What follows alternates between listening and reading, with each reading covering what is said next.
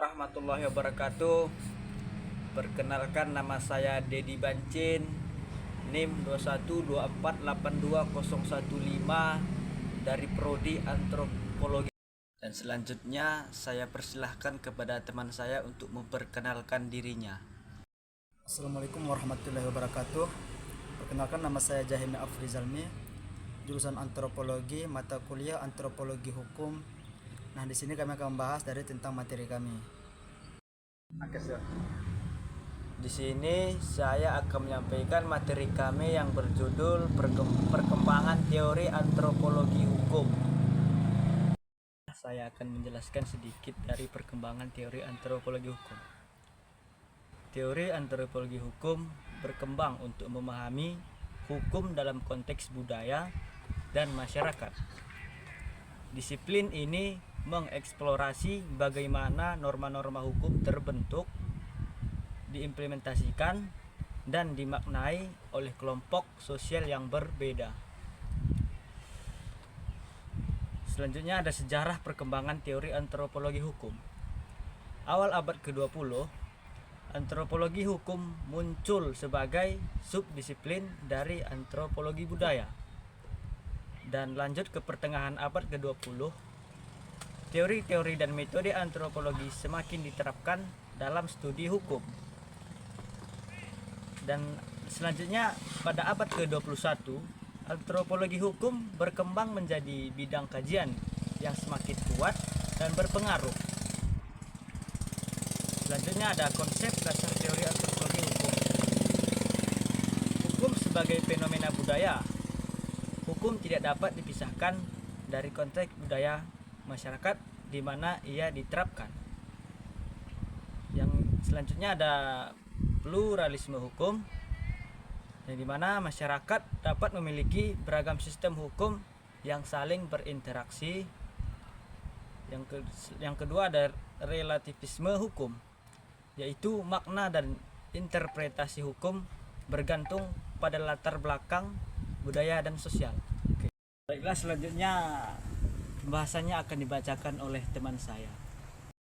Saya akan membahas tentang teori antropologi hukum. Aplikasi teori antropologi hukum dalam masyarakat. Yang pertama ya resolusi konflik. Teori antropologi hukum membantu memahami cara-cara penyelesaian sengketa dalam masyarakat. Dan yang kedua ialah perubahan hukum. Teori ini menganalisis bagaimana hukum berubah seiring dengan dinamika sosial budaya. Dan yang ketiga, hak-hak minoritas. Teori ini mendorong perlindungan dan pengakuan terhadap sistem hukum lokal. Dan yang keempat ialah pembangunan hukum. Teori ini dapat digunakan untuk merancang hukum yang sesuai dengan konteks budaya. Nah, kesimpulan dan implikasi teori antropologi hukum, pemahaman yang holistik. Teori antropologi hukum menawarkan pandangan yang komprehensif tentang sistem Islam, reformasi hukum yang sensitif budaya. Teori ini mendorong perubahan hukum yang sesuai dengan nilai-nilai masyarakat. Keadilan yang inklusif. Teori ini mempromosikan pengakuan dan penghormatan terhadap hukum adat. Cukup sekian dari teori kami ataupun pemahaman kami. Cukup sekian. Wassalamualaikum warahmatullahi wabarakatuh.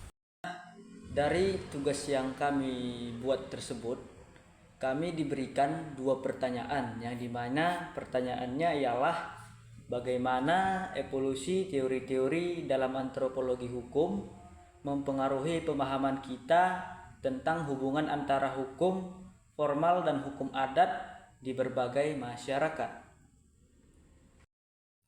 Baiklah, saya akan menjawab dari pertanyaan tersebut.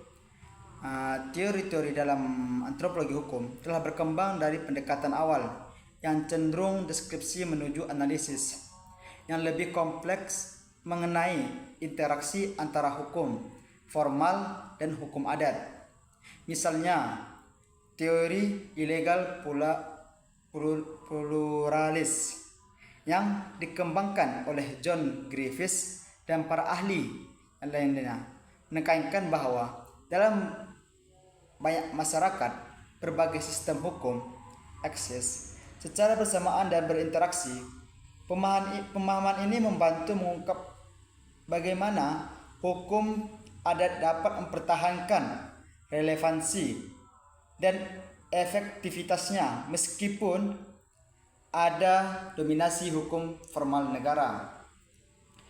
Penelitian lapangan masyarakat telah menunjukkan bahwa masyarakat seringkali memilih elemen dari kedua sistem hukum untuk memecahkan masalah hukum mereka yang mencerminkan dinamika kekuasaan, identitas budaya, dan pragmatisme sehari-hari.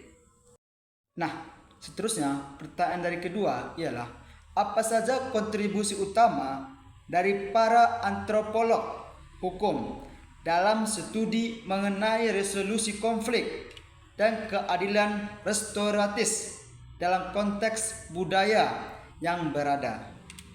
Baiklah, di sini saya akan menjawab pertanyaan tersebut yang dimana jawabannya ialah para antropolog hukum telah memberikan kontribusi penting dalam memahami bagaimana berbagai masyarakat menangani konflik dan mencapai keadilan.